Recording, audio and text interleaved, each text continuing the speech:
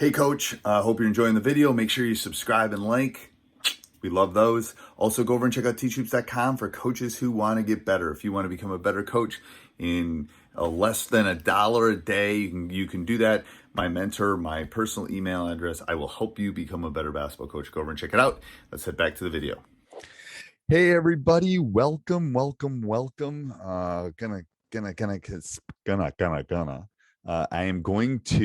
I will get it out. I'm going to talk about culture a little bit more and philosophy and some of those things. But before we jump in today, I'd like to give a big shout out to our two sponsors. First of all, Dr. Dish, the #1 shooting machine on the market, bar none.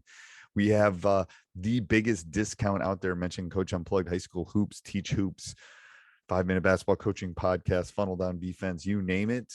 Name Coach Collins and they'll give you $350 off. Also, go over and check out teachhoops.com for coaches who want to get better. If you are looking to become a better basketball coach, if you're looking to help your culture, if you're looking for a mentor, if you're looking for that extra little secret sauce, teachhoops.com is the answer for you. We're the only ones that offer a 14-day free trial. Go on, kick the tires, see what you think. We've had people stay for years, I think 4 or 5 years, and we've had people have looked and decided it wasn't for them. That's fine too. Go over and check it out. I do not think you'll be disappointed. I believe in it so much. All these 30-day guarantee, all that kind of. No, come in. I'm not going to charge you a dime. And if you don't think it's worth it, then just let me know and I'll refund your money. Or I won't refund your money because there isn't any. It's a free trial. All right. Anyway, go over and check it out. All right. So today I'm going to talk about culture a little bit more, and this is a hard one, especially having done it with high school boys for so long. I'm going to talk about kind of vulnerability and making mistakes and doing those kind of things. And I'll be honest, early in my career, this was not a superpower for me at all. I didn't want any mistakes. I didn't want them to, and now I want them to make mistakes because I know that that's where that growth mindset and that learning comes in. And I learned it over time. There's this huge movement on small sided games, and I've been doing it for 30 years. I just didn't know what it was called at that point, but I knew that drilling and doing those kind of things. And don't get me wrong, there's a time for drilling. There's a time to teach. You cannot do calculus if you can't add and know your multiplication table. So there is a time to learn skill. And the people that are telling you no, there isn't any time for that are wrong.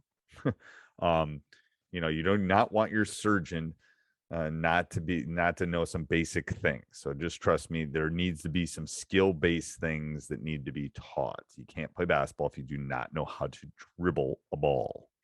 So at some point, skill needs to be taught. And yes, some of it can be taught in games based, but anyway, side tangent. I'm not sure why I got on my side tangent there, but you have to, vulnerability leads to cooperation and trust. If you really want that to occur in your program, this macho, it shows a sign of weakness. No, it shows a sign that you're willing to learn. I think it was Edison. I think 10,000 mistakes eventually led to the first light bulb. I don't remember the exact quote, but something like that. Like, yes, you got to stumble. You got to stumble. And you got to be willing to pivot. And making mistakes is okay. So vulnerability, knowing that you're in a safe environment, which is what we talked about a little bit yesterday, can build that cooperation and trust. And I'll tell you one thing that as a coach that I've done that has shown vulnerability is I've come to timeouts and said, I don't know. I've come to timeouts and said, they're just shooting what do you guys want to do? What do you think will work defensively? They just hit 6 threes on it, whatever. Coming and chewing them out and say, get your hands up. That's not going to solve the problem.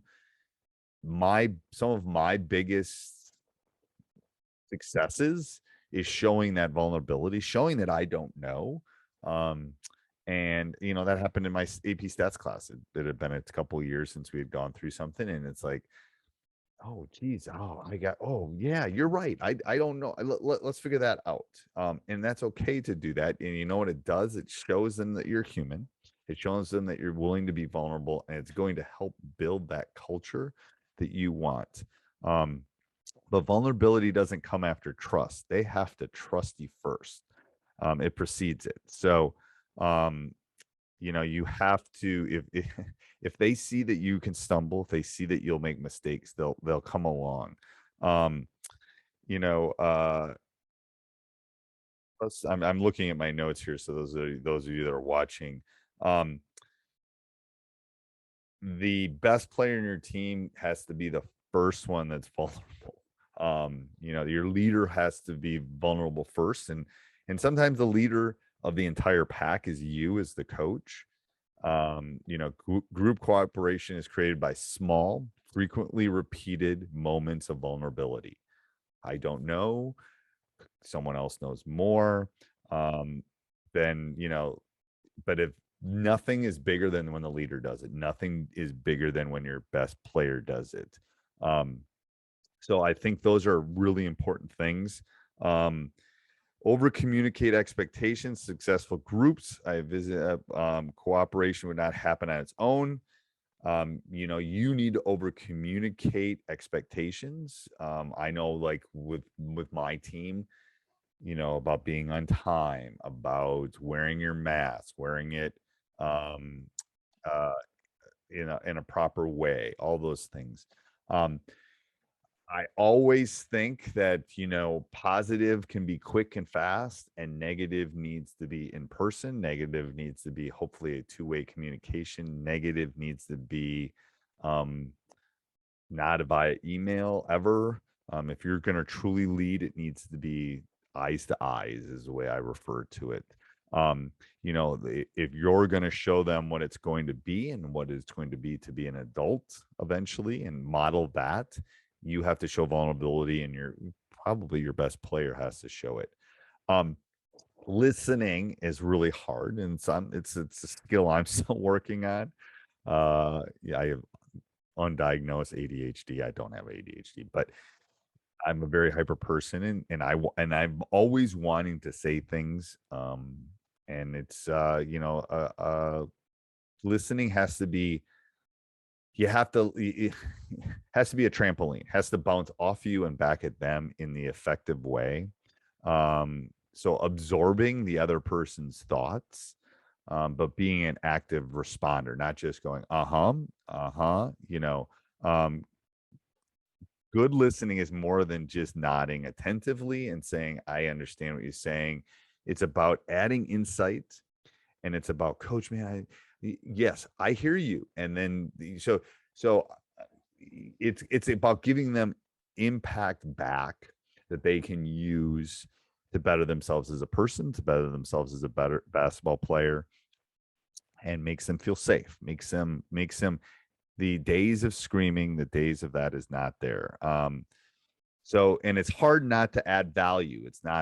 It's hard not to come back and say, I know what it is.